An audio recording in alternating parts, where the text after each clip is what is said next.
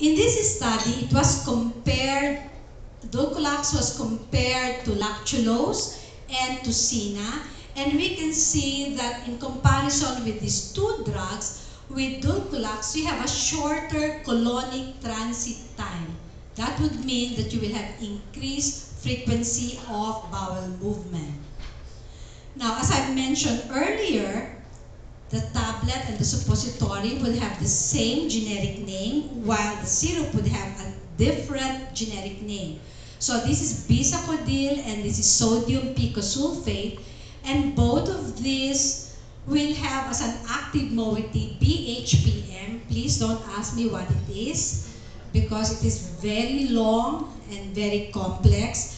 Suffice it to say that the active metabolite of the tablet, the syrup, is not excreted into the milk of lactating women. So therefore, even for lactating women, it is safe. Now, why do we emphasize this? As earlier mentioned, pregnancy and immediately after pregnancy, one of the more pressing problems of women will be constipation.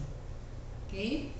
Now, how about the quality of life of patients taking it? This is looking at a study which shows the influence of Dulcolax in terms of the overall satisfaction. So if you look at worries and concern of patient, physical discomfort, and even psychosocial discomfort, these are all reduced with Dulcolax.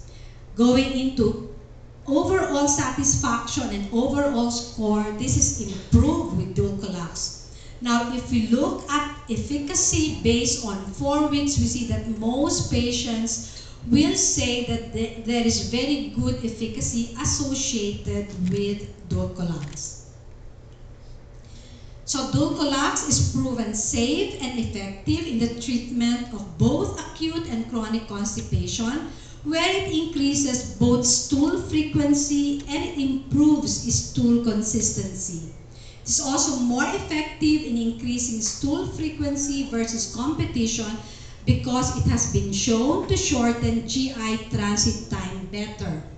It is safe and it can be used during breastfeeding, and patients are satisfied and the overall quality of life is improved.